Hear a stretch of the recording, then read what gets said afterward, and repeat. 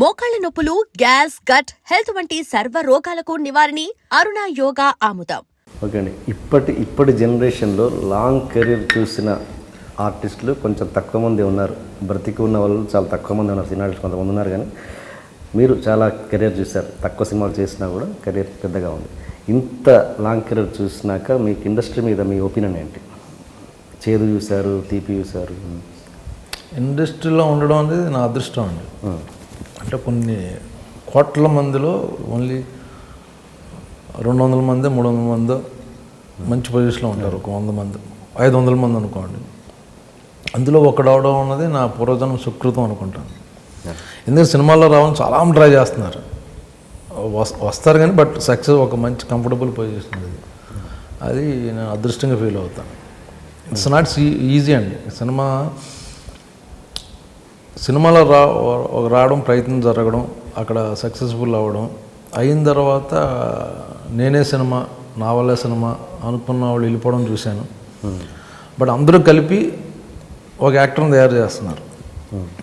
నాలో ఉన్న నెగిటివ్ పాయింట్స్ని పక్క పెట్టి పాజిటివ్ పాయింట్స్ని ప్రొజెక్ట్ చేస్తారు. కెమెరామ్యాన్ కానీ, ఒక రైటర్ కానీ, ఒక ఫైట్ మాస్టర్ కానీ, ఒక డైరెక్టర్ కానీ, నీ బాడీ లాంగ్వేజ్ ఇక్కడ ఆడుగా ఉంది, ఇది వద్దు, ఇది అలా అందరూ టెక్నీషియన్ కలిపి ఒకటి తయారు చేస్తున్నారు.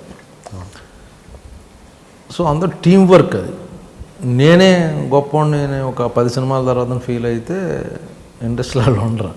సో ఆల్వేస్ షో గ్రాటిట్యూడ్ అండి. నేను ఇక్కడ ఉండడం నా అదృష్టం.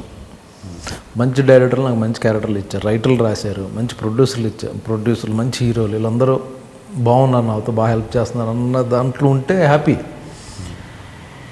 నేనే నా అవసరం బట్టి వాళ్ళు పిలుస్తున్నారు అనుకుంటే నీ అవసరం కొన్ని రోజుల తర్వాత పోద్ది. అలాంటి హీరోలని, అలాంటి నటుల్ని చూసారా మీరు మీ ఎక్స్పీరియన్స్లో? ఇప్పుడు చాలామంది ఇండస్ట్రీ నుంచి సడన్గా వెళ్ళిపోయిన వాళ్ళు, లేకపోతే హెల్త్ పాడైపోయి, అంటే లైఫ్ ఇది పర్మనెంట్ అనుకుంటారండి చాలామంది. పర్మనెంట్ కాదండి ఇది. ప్రతి కొత్త వాళ్ళు వస్తుంటారు, పాత వాళ్ళు పోతుంటారు, కొన్నాళ్ళకి స్టాగ్నెంట్ అయిపోతారు, ఇంకో కొత్త వాళ్ళు వస్తుంటారు. సో పర్మనెంట్ అనుకుని నీకు వచ్చిన డబ్బులన్నీ నువ్వు సేవ్ చేసుకోకుండా నువ్వు తాగేసి వాళ్ళకి వీళ్ళకి పనిచేసి తర్వాత నీకు డబ్బులు రావు. నేను యాక్టర్గా ఏంటంటే అండి, మొదటి నుంచి అది థ్యాంక్స్ టు మై వైఫ్. నేను పుప్పాలగూడ మణికొండ ఏరియాలో ఉంటా. వెంకటేష్ గారు డాలర్ హిల్స్ అని ఉంటే దాని పక్కన ఉంటా. నేను అక్కడున్న సూపర్ మార్కెట్ అన్నింటికి వెళ్తుంటానండి. ఓకే. ఫ్రెష్, హెరిటేజ్లో నన్ను వాళ్ళు ఇంచుమించు వారానికి 3 సార్లు వస్తారు. నేనే వెళ్ళి దారిలో కూరగాయలు కొంటా. ఓకే. ఒక్కోసారి మా వాడు లిస్ట్ పంపుద్ది ఫోన్లో, వచ్చేటప్పుడు ఆపి నేను అన్నీ కొనుక్కొని, దిలీప్ సూపర్ మార్కెట్, నాకు అందరు స్టాఫ్ అందరూ తెలుసు. నేను నోటీస్ చేసింది ఏంటంటే, ఈ లైఫ్ ఉండదు రేపొద్దున. ఒక 10 ఏళ్ళ తర్వాత నాకు సినిమాలు ఉండవండి. సో నేను యాక్టర్ అని ఇంట్లో ఎలా కూర్చుంటాను?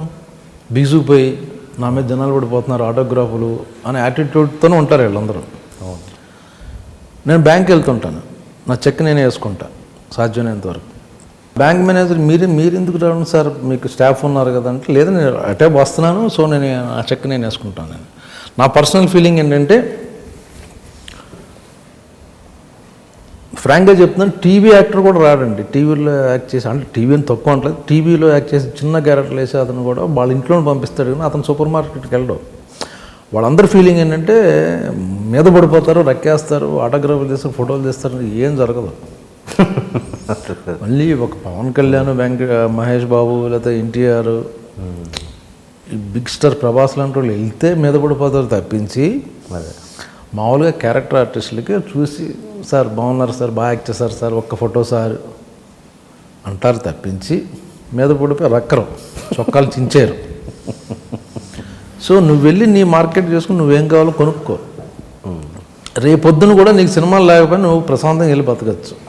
ఈరోజు నేను బిజీ, చాలా 300 రోజులు వర్క్ చేస్తున్నాను, నేను సెలబ్రిటీని అని నువ్వు ఇంట్లో బీసిపోయి ఒక ఫేస్లో పెట్టుకుని యాక్టర్ని అన్న తర్వాత నీ సినిమాలు లేకపోతే నువ్వు ఒంటరి చచ్చిపోతావు ఇంట్లో ఉండి. కరెక్ట్. సో గో డూ, నీకు 6 వరకు నువ్వు యాక్టర్, ఆ తర్వాత నీ పనులు హ్యాపీగా చూసుకో. శిల్పారామం వెళ్తానండి నేను, ఇప్పుడు శిల్పారామంలో ఎన్ని జరుగుతుంటాయో అక్కడికి వెళ్తుంటాను. షోలు జరుగుతుంటాయి, నాటకాలు, అక్కడికి వెళ్తుంటా.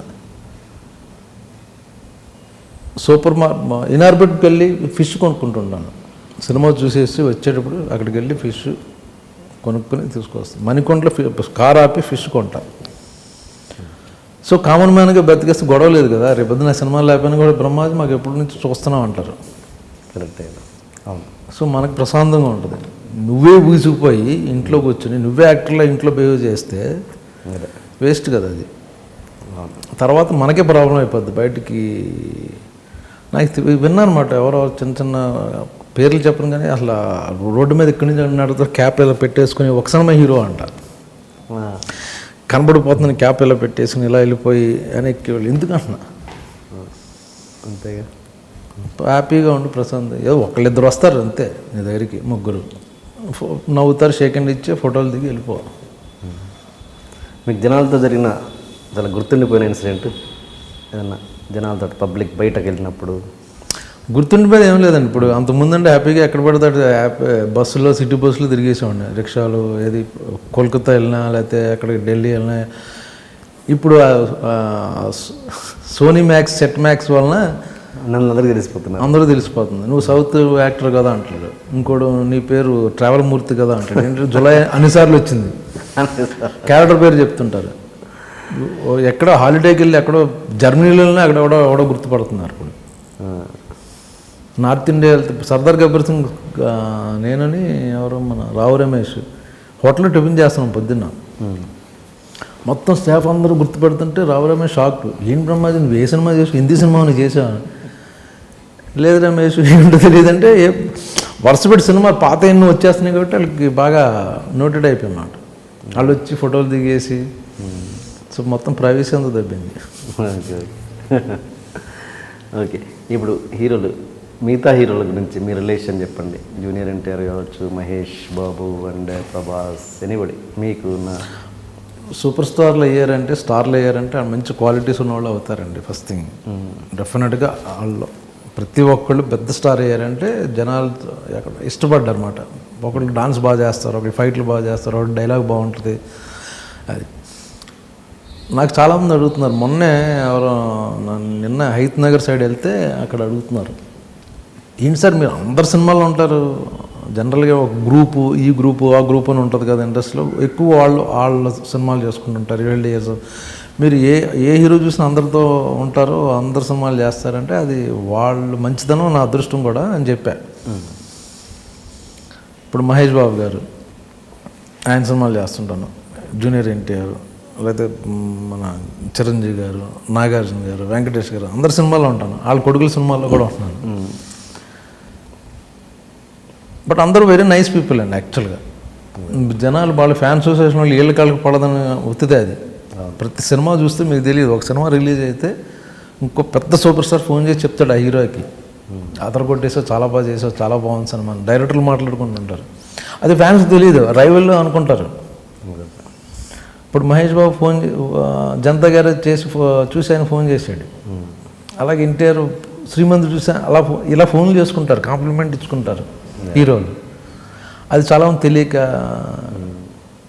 కానీ మరి వీళ్ళు పెట్టే ఆడియో ఫంక్షన్స్ కూడా అలాగే ఉంటాయి, అక్కడ తేడా వస్తుందిగా. వీళ్ళు పెట్టే ఆడియో ఫంక్షన్లో వీళ్ళు మాట్లాడే మాటలు బట్టి బయట జనాలు కూడా అలా అనుకోవాల్సి వస్తుంటుంది. బట్ వాళ్ళందరూ అందరూ ఫ్రెండ్లీగా ఉంటారు, అందరూ పార్టీల్లో కలుసుకుంటుంటారు, అందరూ బాగుంటారండి. ఇప్పుడు మహేష్ బాబు ఆయన సరదాగా, ఆయన ఫన్, ఏదో జోకులు వేసుకుంటూ ఆయన, బట్ వెరీ సీరియస్ యాక్టర్ అన్నమాట.